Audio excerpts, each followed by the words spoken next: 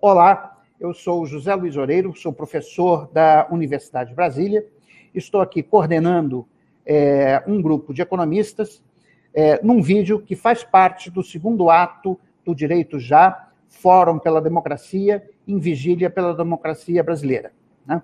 Eu sou um dos economistas que fazem parte do Direito Já. Temos aqui entre nós outros economistas que também fazem parte, como o professor Guilherme Melo, da Universidade Estadual de Campinas. Bom, hoje nós vamos fazer um pequeno debate sobre democracia e economia no Brasil, né? E nós temos o prazer de estar conosco neste evento a professora Carmen Feijó, da Universidade Federal Fluminense, o professor Guilherme Melo, da Universidade Estadual de Campinas, o professor Luiz Carlos Bresser Pereira, professor emérito da Fundação Getúlio Vargas de São Paulo, e o professor Luiz Fernando de Paula, do Instituto de Economia da Universidade Federal do Rio de Janeiro. Quero, em nome do Fórum Direito Já, agradecer a generosidade de cada um de vocês de poder estar aqui com a gente alguns minutos, ou enfim, durante uma hora, para a gente conversar um pouco sobre democracia e economia no Brasil. Né? Bom, isso posto, vamos dar início às falas, são 10 minutos para cada apresentador, e eu quero, então, começar com a professora Carmen Feijó. Carmen, a palavra é sua. Bom, obrigada pela oportunidade, né, de estar participando desse ato.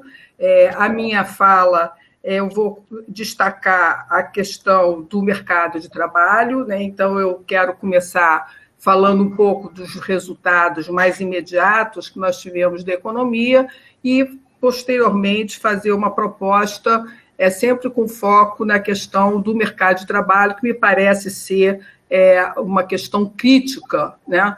E que tem muito a ver, obviamente, com a construção de uma democracia sólida. Então, nós temos uma agenda de política em que a gente vem presenciando a deterioração do mercado de trabalho e a polarização das posições, e tudo isso com resultados muito negativos para a economia. Então, eu quero começar destacando, primeiro, o desapontamento com o resultado do PIB no segundo trimestre de 2021, e que esse desapontamento, na minha avaliação, ele decorre de uma falsa expectativa que se criou com o resultado do primeiro trimestre, né, de que a economia estaria, então, se recuperando em relação a 2020, e, de fato, o crescimento do primeiro trimestre ele foi relativamente bom, né, em relação ao último trimestre de 2020, e, principalmente, ele foi puxado pela formação bruta de capital fixo. Mas, mesmo entre os otimistas em relação a esse resultado, né, do primeiro trimestre, sempre eu percebia assim, um certo desconforto, né, com o resultado em relação à taxa de desemprego aberto, porque ela é muito elevada, e ela se situa, esse ano, né, já há algum tempo, acima, por exemplo, da taxa de desemprego do ano passado, né, antes de você começar a pandemia. Então, mesmo que ela tenha caído, né, do segundo trimestre em relação ao primeiro trimestre de 2021, houve uma pequena queda, o que se observa é que essa pequena queda ela se dá com o predomínio, né, de ocupações, né, de crescimento do emprego em atividades ditas informais. Né? Então, enquanto o emprego, por exemplo, com carteira assinada se expandiu em 2,5%, mas o emprego sem carteira assinada no segundo trimestre ele se expande 3,4% e, né, pelo próprio IBGE, ele destaca na sua nota com os dados do desemprego que o desemprego por conta própria, né, ele bateu recorde, foi de 4,2%. Então, mesmo com uma pequena melhora no mercado de trabalho no segundo trimestre de 2021, você observa que isso se dá com o desemprego precário. Né? Então, quer dizer, como que você vai alimentar expectativas positivas, né, de uma retomada do crescimento, quando, antes da pandemia, você não tinha recuperado ainda, né, o crescimento de 2014, né? Então, diante da recessão de 2015 e 2016. Então, meus comentários, eles estão nessa direção de argumentar que a economia brasileira ela não se recuperou ainda de 2015 e 2016, ela longe está, na minha avaliação, né, de estar se recuperando, isso porque a gente tem um mercado de trabalho muito fraco. Um ponto positivo, né, para facilitar assim, uma retomada, obviamente, o avanço da vacinação. Mas a lista dos pontos negativos ela é muito grande, né? Eu destaco, por exemplo, que o endividamento das famílias em relação à renda ela é muito elevada, estava em torno de 50% em março de 2020, passou para 60%, cerca de 60% em maio de 2021.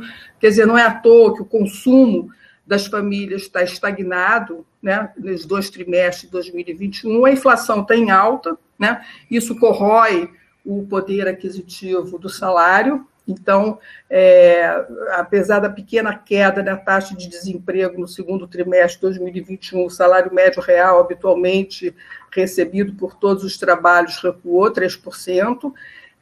A gente vê a insistência, né, em políticas econômicas muito ineficazes, né, a política monetária ela é totalmente ineficaz para combater uma inflação de custo, né, o aumento e insistência no instrumento da taxa de juros como único instrumento para combater a inflação só alimenta o rentismo, uma política fiscal engessada, né, com teto de gastos, a crise hídrica, né, que anunciada, impactando certamente a inflação e a oferta de bens e serviços, e, por último, um ambiente político extremamente tensionado, né, o que, obviamente, não contribui para uma retomada de crescimento econômico.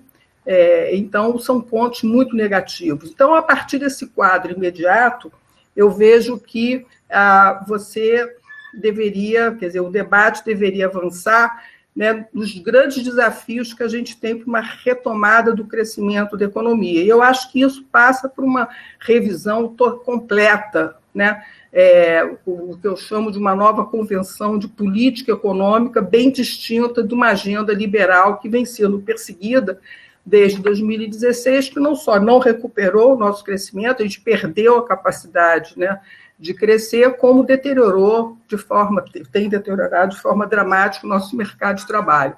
Então, o objetivo dessa nova convenção seria ampliar o espaço para a implementação de políticas que deveriam ter como foco aumentar a produtividade da economia, que está estagnada já há mais de uma década. Então, é impossível você recuperar emprego, renda, né, mesmo taxa de lucro sobre o capital produtivo, numa perspectiva de longo prazo, sem o crescimento da produtividade, né? E, em cima de tudo isso, a gente ainda tem a experiência, né, de 2 crises, pelo menos, a da pandemia, e uma crise hídrica, que deixam assim, bem claro como é a importância, né, de você incorporar, né, para você pensar saídas para o futuro da economia, a importância da dimensão da saúde pública, né, e da conservação ambiental. E trazer a questão ambiental, né, para um centro de um projeto, né, de cunho desenvolvimentista, nos conecta, né, com um debate internacional sobre a questão da transição climática, que hoje está posto e com grande relevância. Então, brevemente, né, uma convenção desenvolvimentista, acho que implicaria você criar um estado de confiança, né, que guiasse expectativas que sejam percebidas como criadoras de oportunidades, né, para o investimento privado produtivo, em contraposição a ganhos rentistas de curto prazo, né? Eu acho que essa recuperação deveria começar com investimento público, né, esse seria o ponto de partida, e, obviamente, isso implica, né, você abandonar regras de contenção de gasto, substituir regras fiscais, de forma que você seja capaz de separar, né, o controle de gastos, né, que aumentam a produtividade da economia, que possibilitem a retomada do crescimento, daqueles gastos correntes de manutenção da máquina administrativa. Quer dizer, isso hoje está muito confuso no debate e com perdas, eu acho, para a nossa capacidade de entender possíveis saídas, né?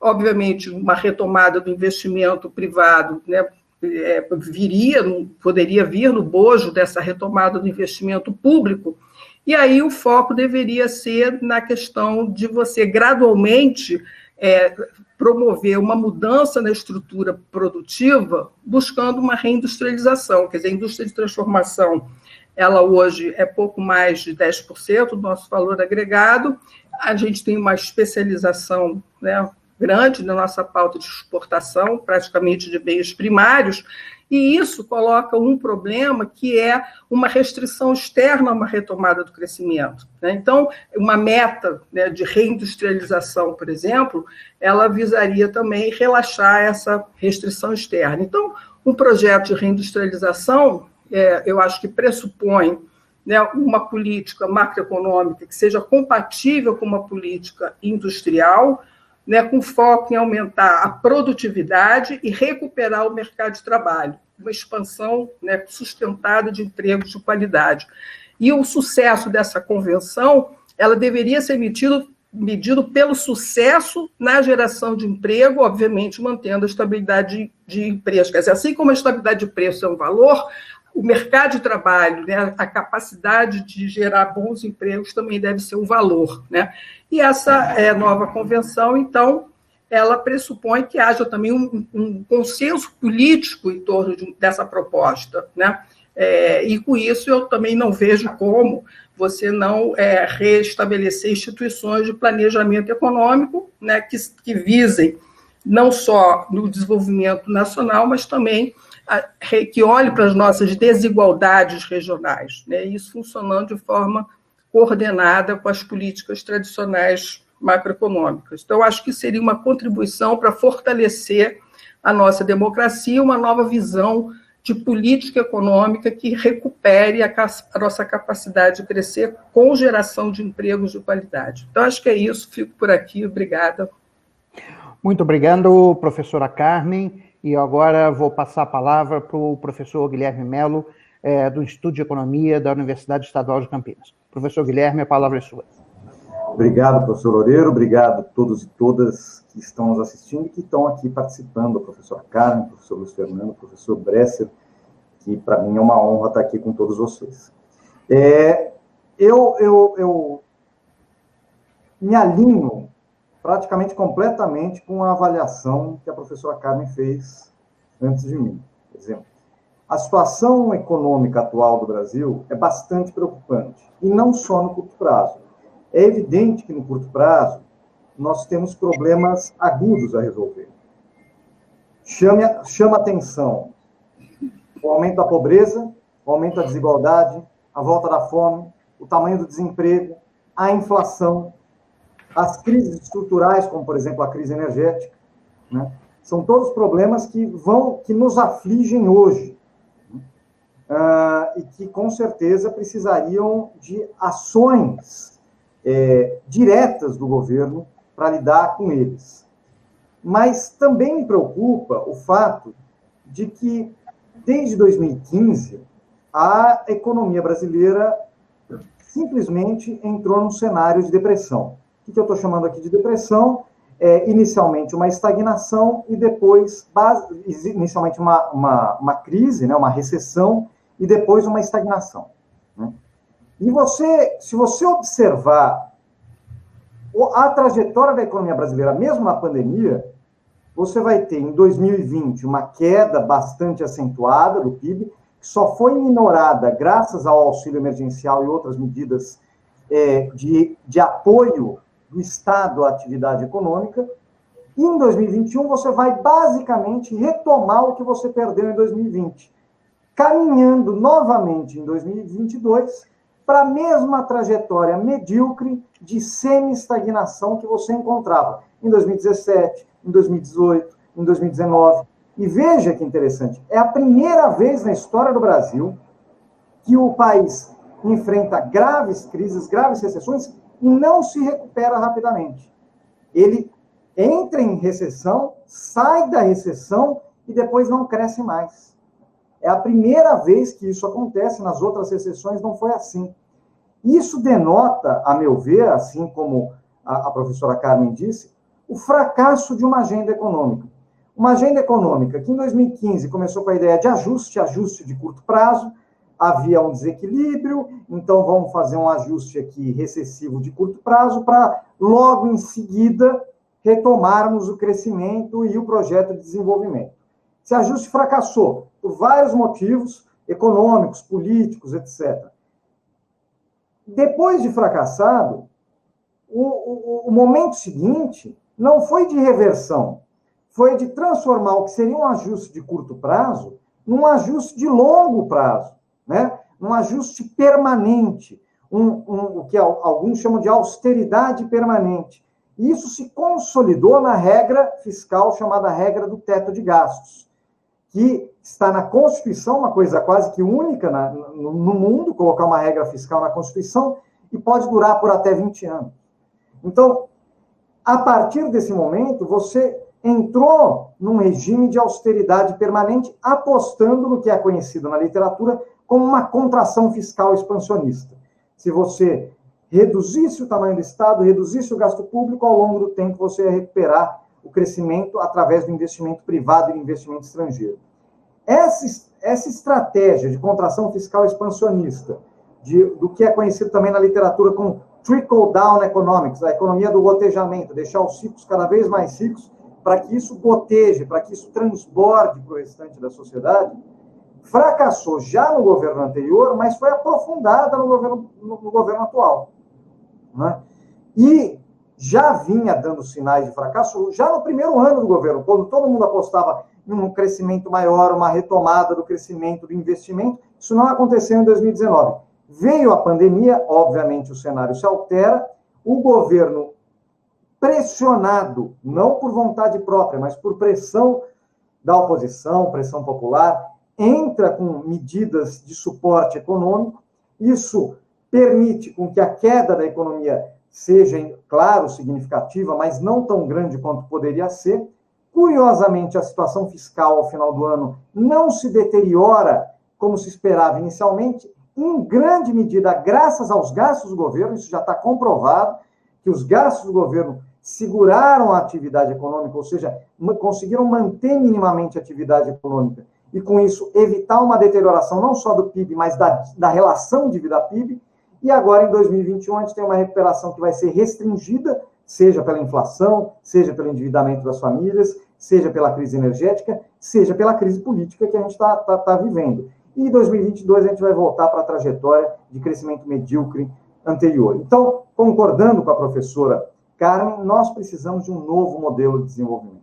Nós precisamos, em primeiro lugar, voltar a falar em desenvolvimento. O Brasil deixou de discutir desenvolvimento há alguns anos, né? Só se fala em reformas, como se reformas fossem sinônimo de uma estratégia de desenvolvimento. Não é. O que está por trás das reformas, isso sim, é uma estratégia de desenvolvimento neoliberal, baseada na destruição do Estado, né?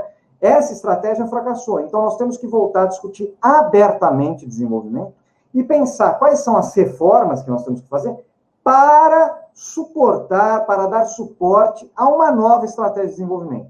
E o que eu quero trazer aqui, já caminhando para o final da minha fala, é quais são os elementos que eu acho que nós temos que enfatizar nessa nova estratégia de desenvolvimento. No curto prazo, é evidente que você tem que combater diretamente a questão do desemprego, a questão da fome, a questão da pobreza, e para isso você precisa de políticas públicas de emprego, de geração de emprego, e políticas públicas de transferência de renda. Essas duas coisas vão ser fundamentais para um próximo governo. Não vejo como isso será feito no atual. Acredito que no próximo governo isso é possível.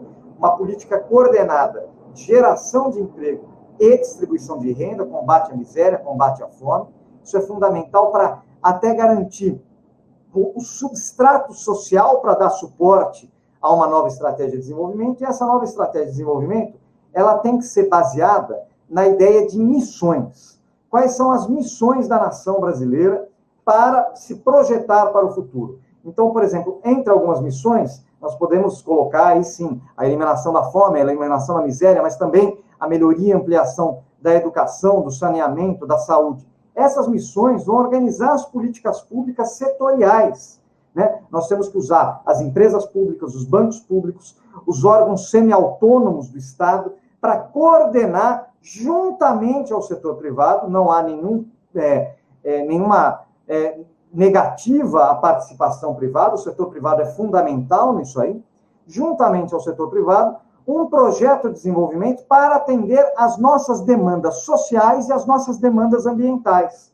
Permitindo, a partir dessas missões, nós criamos as chamadas frentes de expansão, né? Que não pode ser só o agronegócio, apesar de ele realmente ser uma frente importante para o Brasil, mas que ele é completamente insuficiente para a necessidade brasileira e tem que ser, obviamente, devidamente regulado para não atentar contra o meio ambiente. Então, nós temos que pensar nas transições, a transição energética, para garantia de segurança energética com uma matriz limpa e renovável, a transição ecológica, a transição digital, né, que vai dar conta de introjetar a tecnologia, os avanços tecnológicos, a pesquisa e a ciência na nossa estratégia de desenvolvimento, mas não ao léu, não simplesmente porque a gente gosta de tecnologia, mas sim dialogando com um projeto de desenvolvimento baseado nas missões. Ou seja, a tecnologia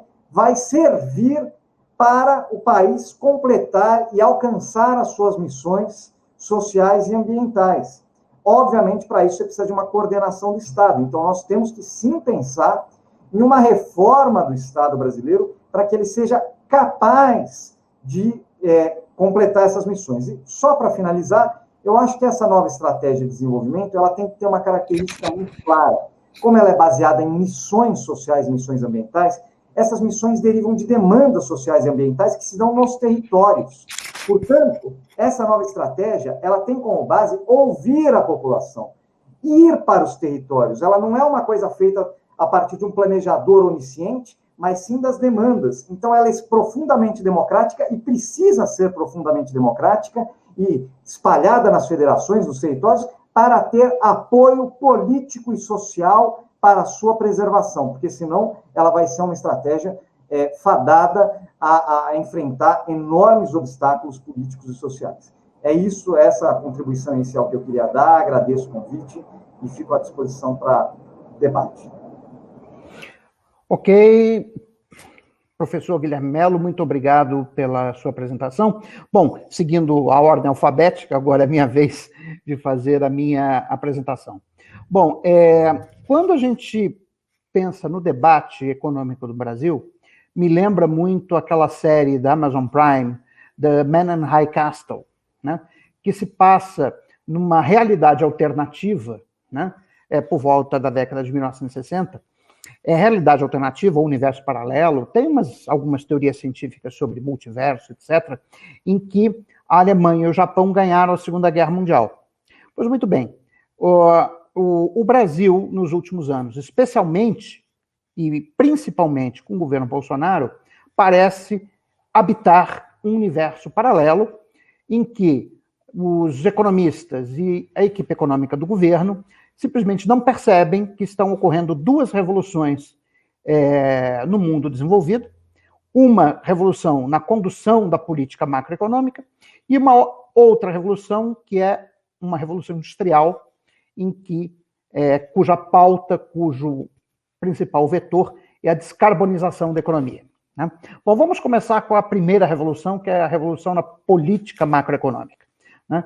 Como resultado da crise financeira de 2008 e da crise do euro de 2012, os países ricos, principalmente os países da Europa Ocidental, da área do euro, mas também, em menor medida, os Estados Unidos, passaram por um fenômeno que nós podemos denominar de estagnação secular. Quer dizer, é um fenômeno de baixo crescimento, com taxas de juros muito baixas. Na verdade, mesmo antes da crise do Covid-19, a taxa de juros básica do Banco Central Europeu estava negativa, em menos 0,4% ao ano, né? E que, portanto, você já estava na situação de armadilha da liquidez e que a política monetária já era conduzida de forma totalmente não convencional, e se discutia, antes da crise do Covid, a necessidade de aumentar o investimento público, do Estado redefinir o seu papel, principalmente face também à concorrência tecnológica da China, né? Mas com a crise do Covid-19, isso teve um boom fantástico. Quer dizer, e nós estamos vendo isso com a administração do Joe Biden nos Estados Unidos, né? O Joe Biden já aprovou 2 grandes pacotes de estímulo fiscal, quer dizer, um mais diretamente, o primeiro, né, que foi um pacote de auxílio emergencial, né, de seguro-desemprego, que é um pacote tradicional, né, de keynesiano, de estímulo à demanda agregada. Esse segundo pacote, que foi aprovado recentemente pelo Senado, de 1,1 trilhão de dólares, é um pacote desenvolvimentista, no sentido cepalino do termo, né, no sentido de que o governo norte-americano vai investir pesado na infraestrutura do país, que está muito deteriorada, né? Então vai investir em estradas, vai investir, enfim, nas novas tecnologias de internet, etc., para então poder melhorar, aumentar a produtividade do capital, e com isso, como enfatizou a professora Carmen, a necessidade de aumentar a produtividade da economia, né, como um todo. E um terceiro pacote que ainda está sendo negociado, que vai ser um pacote de ampliação do estado do bem-estar social nos Estados Unidos, né? Uma tarefa que foi iniciada pelo Franklin Roosevelt durante o New Deal, mas por uma série de razões, acabou a reforma, a grande reforma social que o Roosevelt tinha iniciado, não foi completada, tanto que os Estados Unidos é o único país desenvolvido no mundo que não tem um sistema de saúde universal, né? Coisa que a Inglaterra implantou em 1947, foi seguida por todos os demais países da Europa Ocidental, né? Então, nós estamos vendo uma mudança completa na condução e na formulação da política econômica. A política fiscal está de volta. Está de volta tanto na sua função de regulação da demanda agregada, como na sua função, né, de coordenar, né, projetos de investimento para fazer uma espécie de big push à la Hirschman, tá? Então, isso está passando batido da discussão macroeconômica no Brasil. A discussão macroeconômica no Brasil, hoje em dia, se resume ao teto de gastos. Ou seja, se o teto de gastos for mantido, não importa de que forma, inclusive até mesmo com calote de dívida pública, né, porque os precatórios são dívida pública, né, o que o ministro Paulo Guedes está propondo é um calote da dívida pública. Quer dizer, se o teto de gastos for mantido, mesmo que as custas de um calote parcial da dívida pública, vai jorrar leite e mel no Brasil. Se o teto de gastos for furado, for contornado ou qualquer coisa do tipo, o Brasil vai entrar num buraco negro que ninguém sabe o que vai acontecer. Bom, isso é de um primitivismo, não é nem pré-keynesiano, isso é pré-científico, né? Realmente é ameaçar, né, os cidadãos brasileiros com bruxarias. Quer dizer, isso realmente não é discussão científica, é discussão ideológica. Não tem nada de científico nisso, né? Então, essa revolução não está sendo percebida no Brasil. Nós estamos discutindo, é como se nós estivéssemos discutindo o padrão ouro, né, na década de 30 do século passado. É tão primitivo quanto, né? Bom, a segunda revolução, essa é a revolução que vai determinar se o Brasil vai conseguir retomar sua trajetória de desenvolvimento ou não. É a Revolução Industrial baseada na descarbonização da economia. A descarbonização da economia significa a redução da emissão de CO2 por unidade de PIB. Ou seja, existe um novo conceito de eficiência, que é o de eficiência ambiental. Ou seja, você tem que produzir a mesma quantidade de PIB com uma emissão menor de CO2. Né? Isso implica mudanças na nossa matriz energética, mas também na nossa forma de consumir, né? Matriz energética, o Brasil que já teve uma matriz energética praticamente 100% limpa, baseada nas usinas hidrelétricas hoje têm 20% a 30% da sua produção de energia sendo gerada por usinas térmicas, algumas delas a carvão. A carvão, que é a coisa mais emissora de CO2 que existe no mundo. E nós não estamos discutindo uma mudança na nossa matriz energética.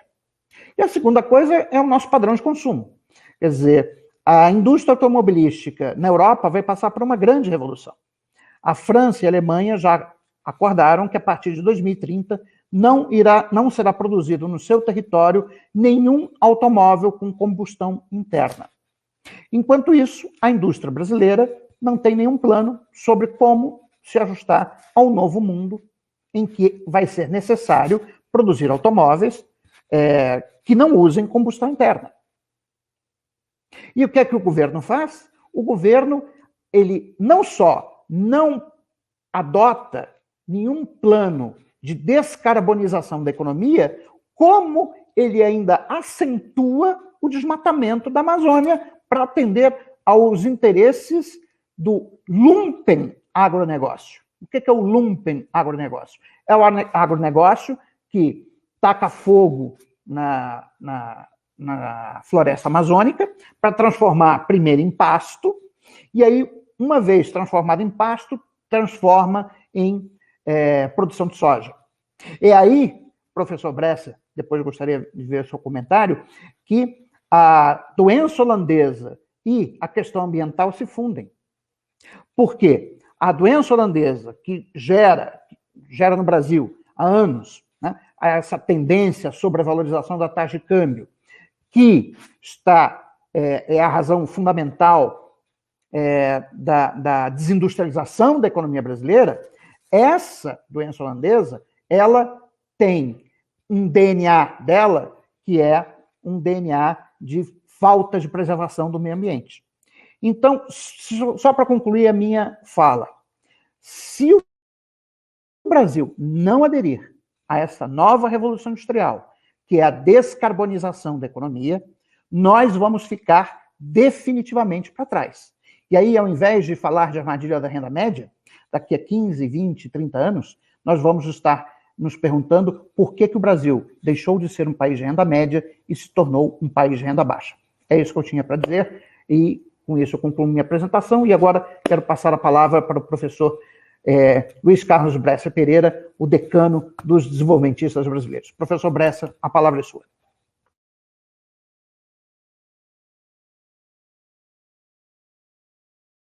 Está sem som, Bresser.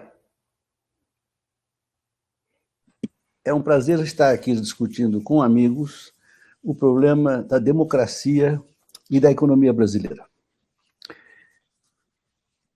Eu acho que, para nós pensarmos nesse assunto, eu vou voar alto inicialmente e dizer para vocês que há, a meu ver, alguns objetivos políticos fundamentais que as sociedades modernas definiram para si mesmas.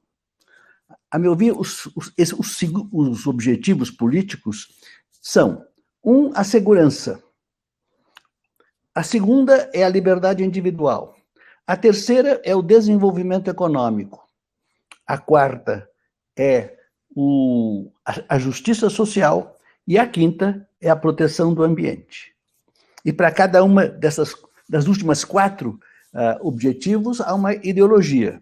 A ideologia do liberalismo, a ideologia do desenvolvimentismo ou nacionalismo econômico, a ideologia do socialismo e a ideologia do ambientalismo.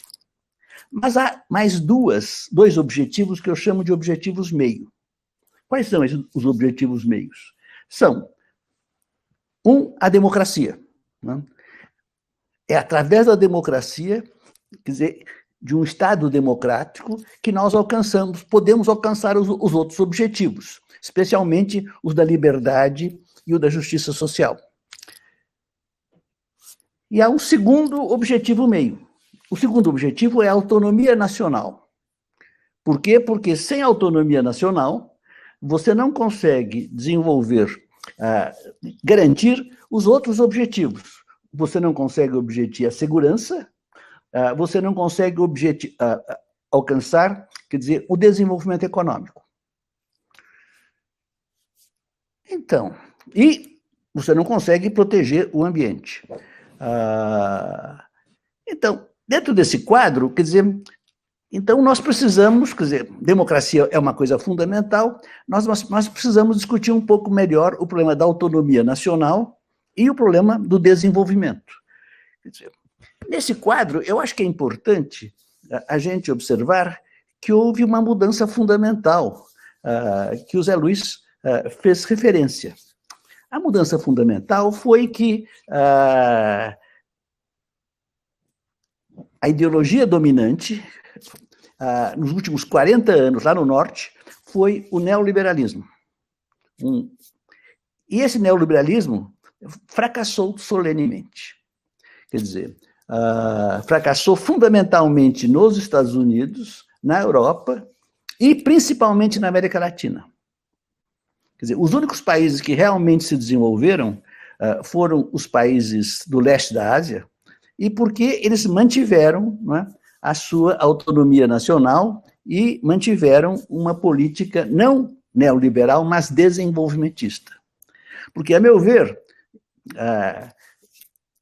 o capitalismo é organizado ou de forma desenvolvimentista, ele começou em todos os países desse jeito, as revoluções industriais em todos os países aconteceram no quadro do desenvolvimentismo.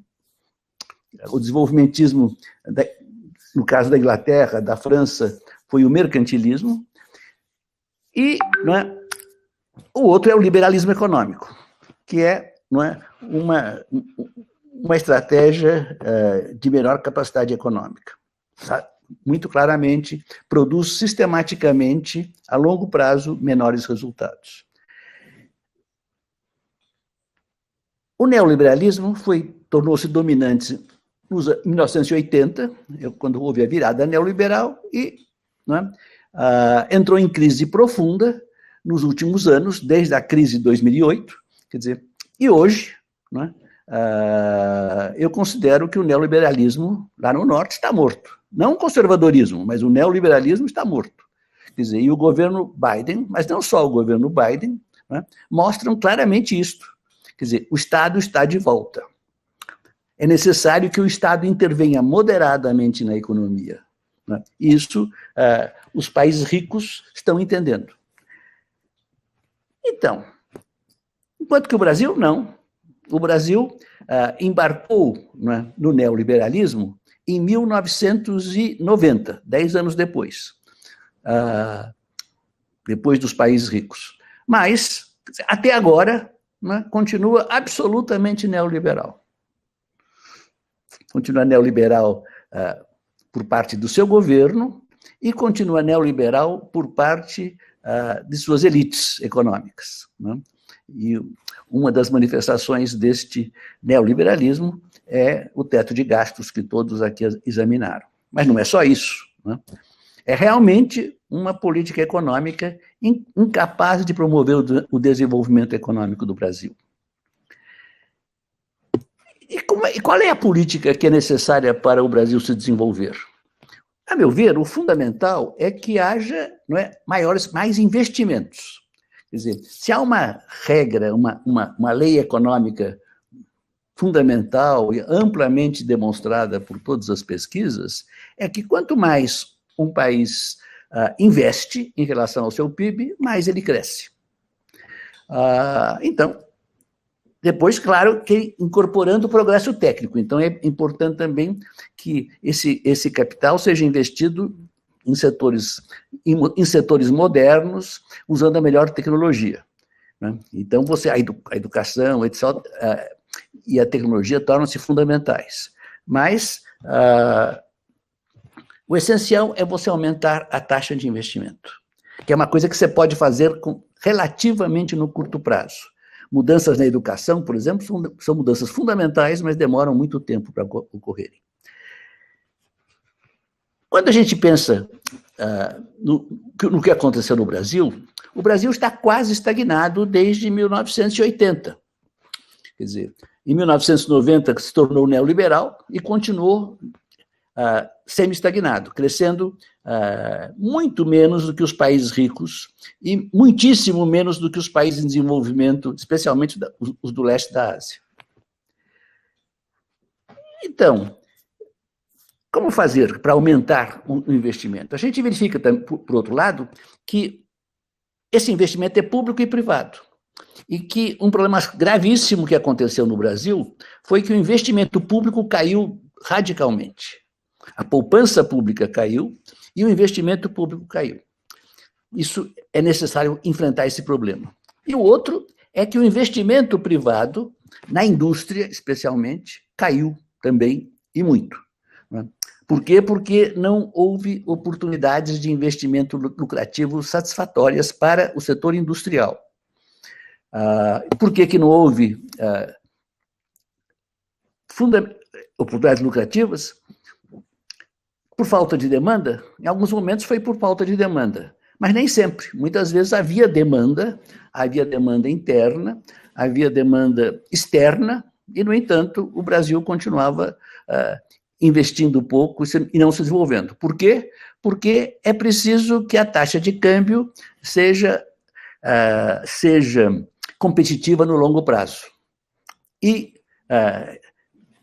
em países como o Brasil, de modo geral, mas em países como o Brasil especialmente, a taxa de câmbio tende a ser apreciada no longo prazo. Então, essa é uma razão. E você, então, precisa ter uma política de desenvolvimento que inclui também uma política macroeconômica. Não basta você ter política industrial, como se pensou durante algum tempo. É preciso que essa política industrial, ao mesmo tempo, seja completada por uma política macroeconômica. E o que eu digo? Mas política macroeconômica pode ser uma coisa muito geral. Não, política macroeconômica que deve ter como objetivo claro do governo manter os 5 preços macroeconômicos certos. Né? Vejam o que está acontecendo agora no Brasil. O Brasil está numa enorme crise, como vocês viram, mostraram muito bem os meus antecedentes. Quer dizer, e essa crise colocou a taxa de câmbio depreciada, colocou a taxa de câmbio num nível que seria satisfatório para os investimentos. E, no entanto, não há investimentos. O investimento é muito pequeno na indústria. Por quê? Porque ninguém tem confiança de que, nesse governo, e mais especificamente, ninguém tem confiança que a taxa de câmbio vai ser mantida, não em torno de 4,50, mas em torno de R$ 5 por dólar, como devia. Quer dizer, vários economistas, especialmente ortodoxos, têm declarado que a taxa natural de câmbio no Brasil é 4, se não 3,50. É claro que desse jeito não há investimento. O governo precisa se comprometer, não é, com o investimento, com os preços macroeconômicos e especialmente uma taxa de juros baixa e uma taxa de câmbio competitiva no longo prazo. Muito obrigado. Obrigado, professor Bresser. Então, vamos passar a palavra agora ao professor Luiz Fernando Rodrigues de Paula, do Instituto de Economia da Universidade Federal do Rio de Janeiro. Professor Luiz Fernando, a palavra é sua. Obrigado. É uma satisfação aqui estar no meio de amigos, né? E poder falar depois dessas colocações extremamente interessantes, né, que os colegas fizeram. Eu vou fazer uma análise geral da crise brasileira e depois procurar apontar aí o que a gente, uma agenda que a gente pode pensar daqui para frente. O Brasil está numa crise econômica e política, né, de uma dimensão realmente enorme, né, com uma piora, né, a gente olha ali, analisa os dados do Focus, né, semanalmente, né, há uma piora com relação às perspectivas da economia brasileira, né, assim, a gente olha um mês atrás o Focus, olha hoje, né, o último Focus, do dia 3 de setembro, e é uma piora dramática, né, por exemplo, o crescimento da economia brasileira para o ano de 2022 está crescimento de 1,93, é um crescimento absolutamente medíocre perante a desaceleração que sofremos no ano de 2020. né? O crescimento, o IPCA vai bater a perspectiva de bater em cerca de 7,5% da inflação, né? E como o Bresser colocou, né, a questão da taxa de câmbio, né? Temos uma taxa de câmbio que, pelos chamados fundamentos de mercado, deveria estar uma taxa de câmbio mais apreciada, né? Nós temos um problema de uma taxa de câmbio que se tornou, no contexto atual, né, mais apreciada do que mais depreciada do que determinada pelos fundamentos, é extremamente volátil, né? A grande questão não é simplesmente qual é o nível da taxa de câmbio, né? A questão é de qual é a sinalização que o governo dá em relação ao comportamento, por exemplo, do câmbio, com relação ao comportamento da taxa de juros, também, a perspectiva de uma taxa Selic extremamente elevada. Então, nós temos uma situação, né, que as variáveis macroeconômicas estão piorando, né, dramaticamente no Brasil, estão com um processo de estagflação em curso para o ano que vem, uma taxa de desocupação enorme, né, batendo aí a 15% a nossa taxa de desocupação, e com o fenômeno que a economia está retomando as atividades, seria de se esperar uma redução, né, na taxa de desemprego, mas, entretanto, tem todos aqueles desalentados, que só a população está voltando a procurar trabalho e não tá conseguindo. Quer dizer, aumenta o emprego, mas a taxa de desocupação ela se mantém elevada. Se a perspectiva de mudança é maior, né, com relação a isso, né, tipo, problemas, né, já apontado aqui, aumento da pobreza, né, aumento da desigualdade social, tudo isso encontra um quadro dramático. O que acontece? O governo brasileiro, eu acho que temos hoje dois grandes problemas, né? Primeiro, que o governo brasileiro, passado o período da pandemia de 2020, que, como o Guilherme falou, o auxílio emergencial atenuou, né, de alguma forma, a crise econômica e social no Brasil, o governo não tinha uma agenda de crescimento, de retomada do crescimento econômico de forma sustentada para o Brasil. Em primeiro lugar, ficou olhando a segunda onda passar, né? Demorou a reagir, né, a segunda onda e os seus efeitos econômicos, né, muito forte, né, só aprovando o auxílio emergencial, né, em final de março, né, os programas de suporte de crédito, etc., e mesmo de forma bastante limitada. Em segundo lugar, o governo coloca na mesa a retomada do que eu chamo do velho normal, ou seja, velhas políticas ortodoxas, liberais, anteriores à crise da pandemia, políticas essas que não estavam dando certo. Essa política de teto, de uma amarração que impede a adoção de políticas fiscais contracíclicas, né, e a adoção de reformas liberais, né, que claramente nós tivemos o teto de gastos, tivemos reforma trabalhista, tivemos reforma previdenciária, né, e não temos, isso não tem garantido, né, uma retomada, né, do crescimento, tal como tem sido colocado. Pelo contrário, no mercado de trabalho tem havido uma precarização muito forte, né? Isso não quer dizer que nós não sejamos a favor de reformas, né, mas somos a favor de reformas, mas que reformas no sentido de aumentar efetivamente a competitividade da economia brasileira e também a questão da progressividade, resolver o problema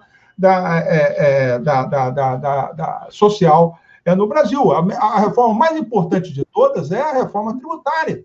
Não há dúvida de que a reforma tributária é mais importante e ela não está sendo enfrentada, né? Então, nós temos uma situação, né, que estamos nessa crise política. A crise política acaba impactando, que essa crise política permanente desse governo acaba deteriorando ainda mais essa situação econômica e social que nós estamos vivendo, né? Ela acaba rebatendo no campo, o campo se torna extremamente volátil, né? E com isso acaba gerando, contribuindo para o aumento da inflação, isso gera uma deterioração do poder de compra da população, isso contribui para a desaceleração econômica. Então, a gente entra num círculo vicioso, né, que estamos numa situação tal de instabilidade que os próprios interesses, né, do empresariado, do grande capital financeiro e, de alguma forma, produtiva, né, ela começa a ficar vendo que a própria implantação da agenda liberal que eles gostariam que fosse continuada não está sendo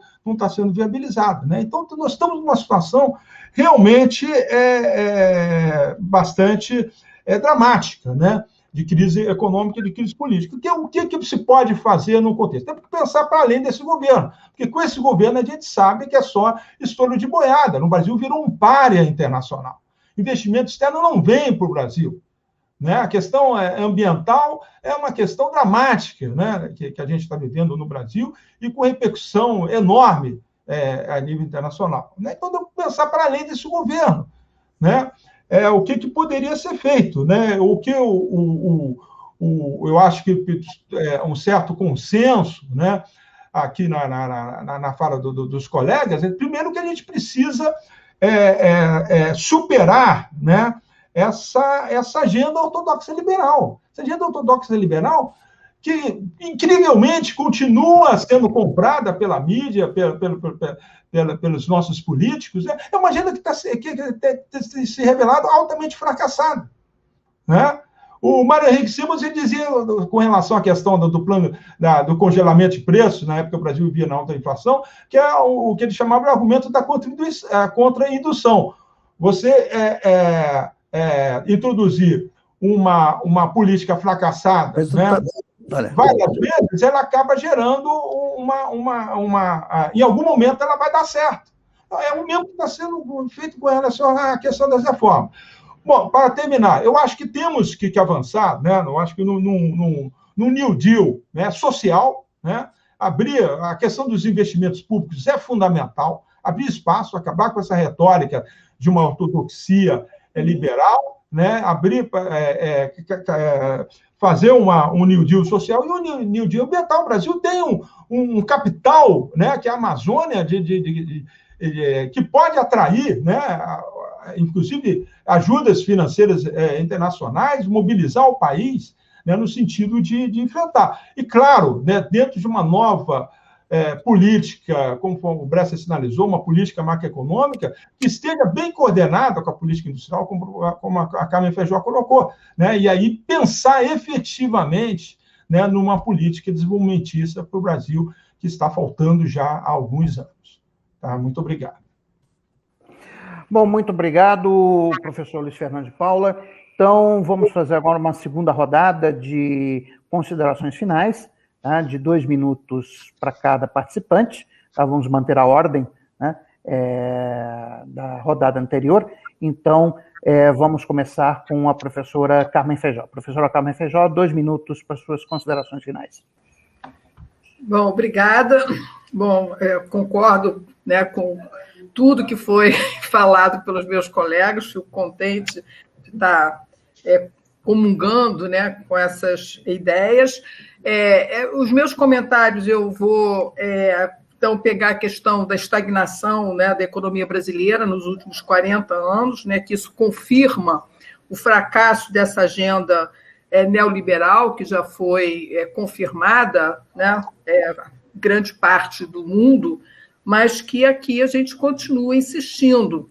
E eu acho que essa estagnação da economia brasileira, quer dizer, um país com tamanha desigualdade, né, com tamanha diversidade, isso certamente vai enfraquecendo as nossas instituições e vai enfraquecendo a nossa democracia. Então, eu acho que colocar a retomada do crescimento, né, um crescimento mais inclusivo, né, respeitando, reconhecendo, né, que nós temos um problema muito grave, né, de desigualdade de renda, de riqueza. Eu acho que isso deveria ser o norte de qualquer agenda de desenvolvimento econômico daqui para frente, né? E a gente, o neoliberalismo, quer dizer, essa estagnação da economia brasileira, ela vem principalmente nos últimos anos, desde a recessão de 2015, 2016, que a gente não retoma, né, os níveis pré-crise, a gente vai encolhendo, né, o nosso produto, e é claro que com a grande desigualdade que a gente tem, só vai acirrar o conflito distributivo. Então, é urgente a gente retomar o crescimento. E uma pauta que eu acho importante é a gente trazer, né, o debate internacional mais para o nosso debate, porque houve avanços significativos, 2 crises internacionais no intervalo relativamente curto, quer dizer, a crise de 2008 foi uma crise endógena do capitalismo, e a crise da pandemia, né, que é uma crise exógena, eles desafiam a capacidade, né, dos mercados, a ideia de que os mercados se autorregulam, né, e que eles voltariam, né, para suas posições naturais de equilíbrio. Quer dizer, essas ideias elas já estão bem superadas, eu acho que no debate internacional, mas aparentemente nós somos, né, impermeáveis a essas ideias, né? E o que também reforça essa posição da gente cada vez mais pária internacional. Então, os antigos dogmas, né, do consenso macroeconômico, predomínio da política monetária, né, sobre as outras políticas, reformas liberais, estão sendo, né, eu acho, no meu entendimento, substituído por discussões, né, de órgãos conservadores, tradicionalmente conservadores, né, como o FMI, sobre a necessidade de políticas industriais, a importância de investimentos públicos, a questão da saúde pública, né? Então, e agora, né, mais urgente ainda, a questão da transição climática. Acho que foi muito bem lembrado pelo Luiz Fernando, a gente tem um patrimônio, né, ambiental, né, que está sendo dilapidado, não está sendo aproveitado, quer dizer, com consequências gravíssimas, né, para gerações futuras, e tudo isso poderia estar dentro de uma agenda com um cunho desenvolvimentista, sendo aproveitada e com grandes benefícios, né, para a nossa economia e para a economia mundial, né? Então, eu acho que seria também um trabalho importante trazer, né, os ventos desse debate contemporâneo na economia, na macroeconomia, que chegue ao nosso país, né, para que a gente se livre dessa armadilha, né, como foi bem colocado, de você ficar discutindo só teto de gastos, as ameaças, né, o terrorismo, do problema da dívida pública, né, a estabilidade como único objetivo da política macroeconômica. A questão da distribuição de renda, a questão da geração de emprego, a questão do crescimento sustentável, a questão ambiental, eles também têm que ser entendidos como valores macroeconômicos importantes pelos quais a gente tem que brigar por eles. Bom, então, enfim, a minha consideração final é sobre resgatar essas ideias. Obrigada. Obrigado, professora Carmen. Agradeço em nome do Fórum Direito Já, né, pela sua participação nesse segundo ato internacional em vigília pela democracia brasileira. Professor Guilherme Mello, suas considerações, 2 minutos, por favor. Obrigado a todos mais uma vez, a todos e todas. Para mim foi um enorme prazer participar desse ato com pessoas que eu tanto aprendi ao longo da minha formação, li, conheço e tenho o prazer de ter aprendido muito com todos. Bom, eu acredito que nós temos um desafio como, digamos assim, sociedade, mas também como economistas.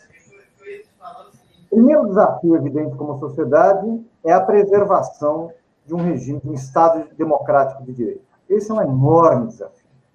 Nós estamos presenciando um movimento de uma parte, é verdade, minoritária da sociedade, mas muito mobilizada, né, muito agressiva, né, que não tem esse compromisso, ou pelo menos enxerga esse compromisso de uma maneira muito deturpada. Acreditam que democracia é a vontade deles.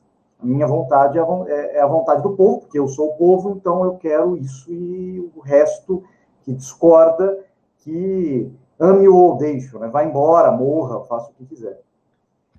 Eu acho que curar essa ferida que, na verdade, eu estava relendo esses dias o grandioso Humberto Eco, falando das características do fascismo, essa ferida que denota claramente uma tendência fascista na sociedade brasileira, que não é de hoje. Lembremos que o Partido Fascista Brasileiro, integralista, era o segundo maior partido fascista do mundo, né?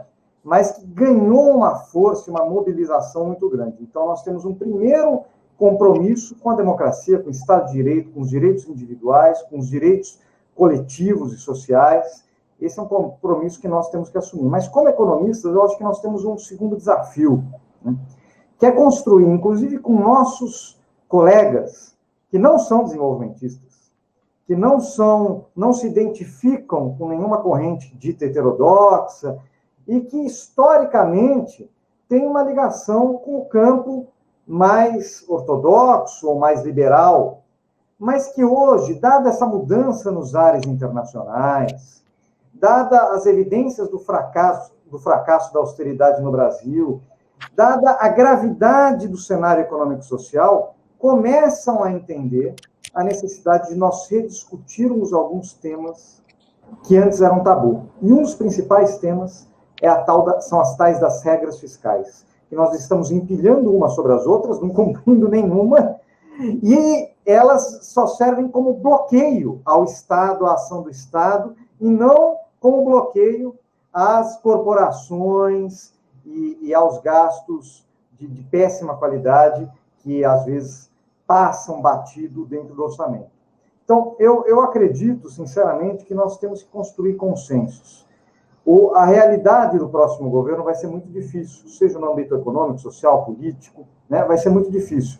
Se não houver um consenso dentro dos economistas, eu não digo unanimidade, hein? Isso não existe, nunca vai existir, mas um consenso maior de que nós teremos, sim, que fazer uma reforma das regras fiscais, de que nós teremos, sim, que adotar um novo modelo, uma nova estratégia, um novo estilo de desenvolvimento que leve em conta a questão ambiental, que leve em conta o dilema da indústria, que leve em conta a transição tecnológica digital e como isso vai afetar o mercado de trabalho, que leve em conta o tema da desigualdade. Quer dizer, se nós não conseguirmos construir esse consenso, nós vamos ficar numa luta renhida e numa instabilidade de modelos e estilos que não vai permitir o Brasil avançar. Então, eu deixo aqui como recado final um desafio para todos nós, que aqui nos identificamos com o campo desenvolvimentista, de dialogar, de construir os consensos mínimos. Em tudo nós não vamos concordar, mas os consensos mínimos, baseados, como a Karen falou e como tantos outros já falaram, inclusive no debate internacional sobre o que deve ser o modelo do próximo governo para frente, e o que deve ser, quais devem ser as mudanças institucionais que nós temos que promover para viabilizar esse modelo, a começar pelo tema das regras fiscais e, na minha opinião, também pelo tema da estrutura tributária brasileira, que é um dos limitadores do nosso desenvolvimento e da distribuição de renda. É isso, obrigado e até a próxima. Ok, muito obrigado, professor Guilherme Melo. Então, em nome do Fórum Direito Já, nesse segundo ato internacional em vigília pela defesa da democracia brasileira, eu agradeço a sua participação. Bom, cabe a mim agora fazer meus 2 minutos de considerações finais. Eu quero voltar ao tema da insanidade da discussão econômica no Brasil, né? Quer dizer, o Guilherme Melo falou do teto de gastos, que é uma regra fiscal que só existe no Brasil, né?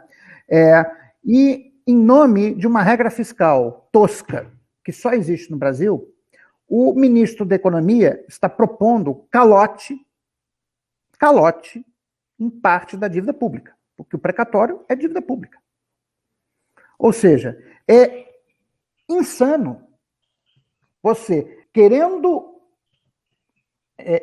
resolver o problema da dívida pública, o que você está propondo é um calote.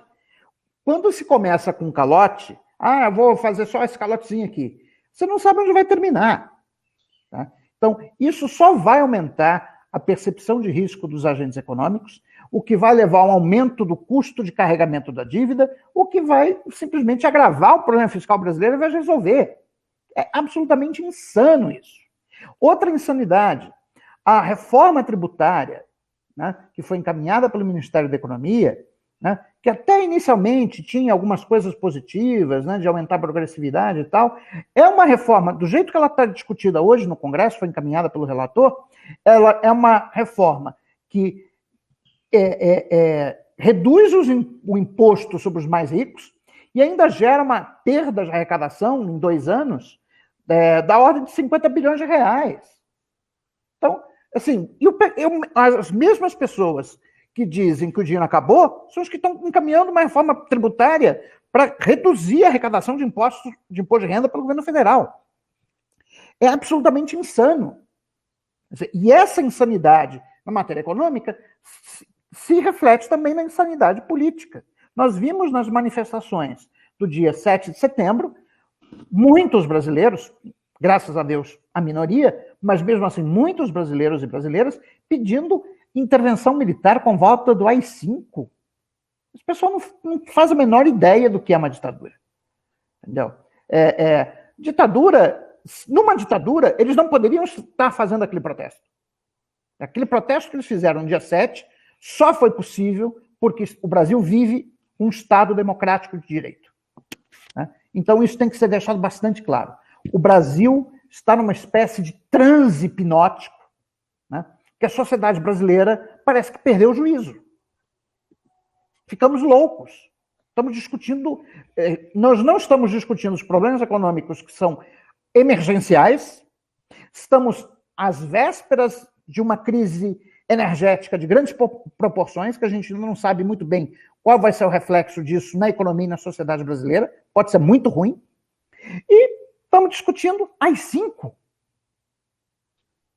Que regresso civilizatório foi esse? Quer dizer, isso realmente não faz o menor sentido. Eu acho que a sociedade brasileira está profundamente doente, né? E nós precisamos, queira Deus, que nas eleições de 2022, a pessoa que for eleita presidente da República, que não será o Bolsonaro, né, possa, então, unificar o país e, enfim, ter uma conduta minimamente racional como chefe de Estado e de governo. Tá bom? Muito obrigado. Quero agora passar a palavra para o professor Luiz Carlos Bresser Pereira. Suas considerações de 2 minutos.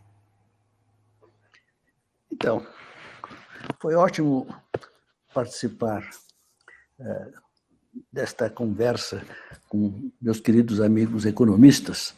Eu falei em termos muito gerais na primeira apresentação, agora eu vou falar uma coisa muito específica, mas é um desafio para os nossos economistas heterodoxos, né?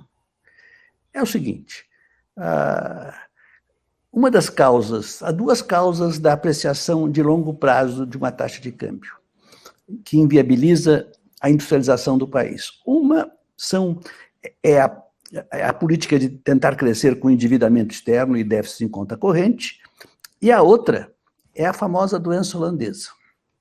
Em relação a essa doença holandesa, quer dizer, que é uma apreciação de longo prazo da taxa de câmbio, que países exportadores de commodities sofrem, eu, durante bastante tempo, defendi a ideia de um imposto sobre a exportação de commodities. Mas não é essa a forma que historicamente foi adotada pelos países, inclusive pelo Brasil, para resolver esse problema. E quando a alternativa foi tarifas alfandegárias altas de importação e, no caso do Brasil também, entre 1967 e 1990, subsídios à exportação de manufaturados. Quer dizer, de acordo com a teoria novo-desenvolvimentista, o uso de tarifas é uma segunda razão que legitima o uso de tarifas. A primeira é o famoso argumento da indústria nascente. Então, eu não vejo os economistas falarem sobre isso. Quer dizer, quando o Brasil adotou a abertura comercial, em 1990, quer dizer, esses mecanismos que neutralizavam a doença holandesa, essas tarifas e esses subsídios, foram zerados, ou quase zerados. As tarifas ficaram muito mais baixas.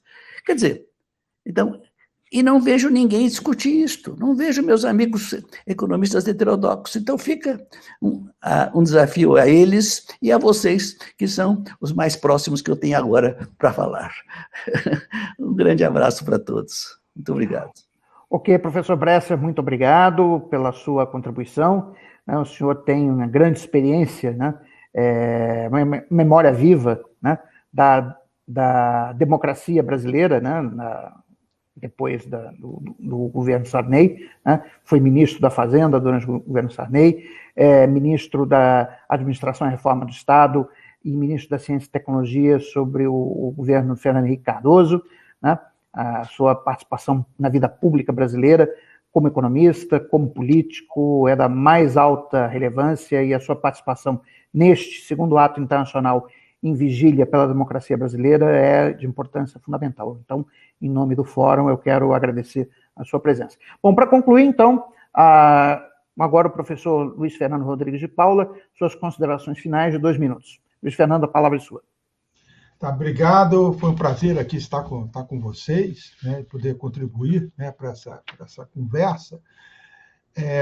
Bem, eu acho que a gente está efetivamente vivendo um período de uma dissonância, né, muito grande, né, com relação aos problemas brasileiros. Né. Eu acho que ficou claro aqui na conversa de várias pessoas, essa persistência, né, de um certo consenso de uma agenda ortodoxa liberal, né, que tem se mostrado extremamente nefasta e fracassada, né, para a economia brasileira, né, não só do ponto de vista do crescimento econômico, mas para enfrentar os problemas reais da economia brasileira. Quer dizer, a minha preocupação é no sentido de pensar para além do governo Bolsonaro. Né, de fato, a gente tem um inimigo comum, né, que é o governo Bolsonaro, é um governo, né, baseado puramente na destruição das instituições, na instabilidade, né, permanente do país, e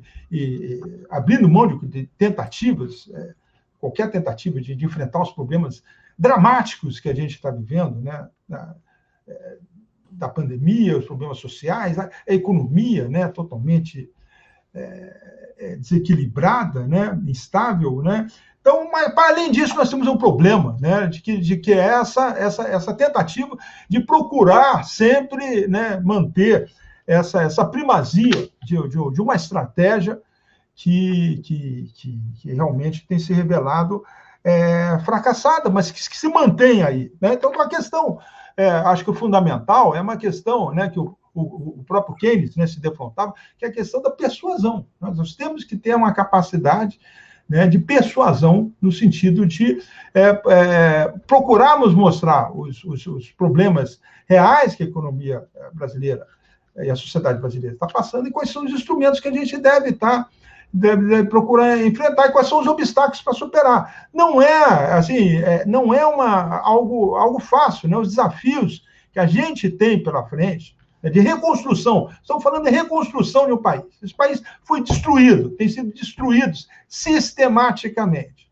né, institucionalmente, né, economia de uma regressão produtiva, né, como a Carmen particularmente ressaltou, uma regressão produtiva, uma regressão social, uma regressão ambiental. Né? Então, nós temos desafios aí enormes, né, a serem enfrentados, né, e eu acho que isso leva, né, todo um esforço, né, nós, concordo com o Bresser, né, de procurar, não só os economistas heterodoxos, concordo com o Guilherme também, a gente tem que conversar com nossos colegas ortodoxos que sejam, né, relativamente progressistas, né, para criar uma agenda de consenso, né, do que a gente pode fazer daqui para frente.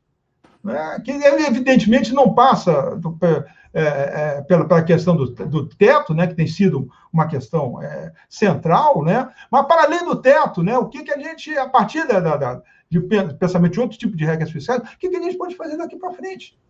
Né? O FMI, a gente está totalmente dissonante. O próprio FMI, que é uma instituição, né, tida como conservadora, né, ela está revendo todo o seu aparato de política econômica, de política de desenvolvimento. Investimento em infraestrutura, fundamental é esperar, né, só que o setor privado vai tomar as rédeas do desenvolvimento no Brasil. Isso é totalmente inverossímil. Então, a gente tem que pensar numa outra estratégia, né? Uma estratégia de inserção internacional, que o professor Bessa coloca, né? De inserção internacional mais ativa na economia, combinando política macroeconômica, política industrial, política social, política de investimento público. Né? Então, efetivamente, a gente está num momento, né, de repensar, usar as nossas melhores inteligências, né, e nosso comprometimento político, né, para pensar novas estratégias para o Brasil. Mas muito obrigado aqui, foi um prazer estar com todos vocês.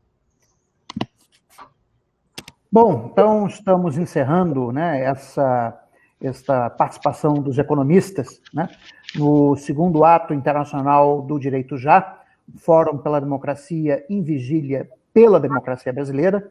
Tá? Eu quero agradecer a participação de todos, a Luiz Fernando, que acabou de usar a palavra, mas da professora Carmen Feijó, do professor Guilherme Mello, do professor Luiz Carlos Bressa Pereira. Eu acho que foi um diálogo muito importante para que a gente esclareça para a população brasileira quais são os problemas reais desta sociedade e que o caminho que está sendo seguido pelo governo atual só vai nos levar ao desastre. Quer dizer, eu costumo comparar o que está acontecendo com o Brasil hoje ao saque de Roma pelos bárbaros em 410 d.C., né?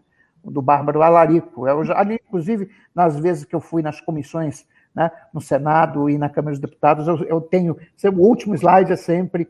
Tem uma gravura que mostra, né, o saque de Roma pelos bárbaros, mas é exatamente isso. Quer dizer, quem está conduzindo a política econômica e a política brasileira são os bárbaros. Nós deixamos os bárbaros entrarem pelos portões de Roma. O nosso desafio agora é botar os bárbaros para fora de Roma. Tá? De onde eles nunca deviam ter entrado. Esse é o ponto. Né? Quer dizer, é uma agenda de destruição. Quer dizer, o Bolsonaro e as pessoas que o cercam são incapazes de entender o que é uma sociedade democrática. São incapazes. Eles não são capazes de entender a civilização. Eles não são capazes de entender a ciência. É só acionista desse governo com respeito à própria pandemia e até à vacina. Quer dizer, isso é a barbárie. Não é uma disputa de direita e esquerda. É uma disputa entre a barbárie e a civilização. Né? Eu estou confiante que a civilização vai triunfar, né? E o Brasil vai retomar primeiro a sua trajetória civilizacional e, na sequência, sua trajetória de desenvolvimento econômico. Com isso, eu declaro encerrado esta reunião dos economistas, né, no segundo ato internacional do Direito Já, Fórum pela Democracia em Vigília pela Democracia Brasileira. Muito obrigado a todas e a todos que participaram e que estão nos assistindo. Um abraço. Um abraço a todos.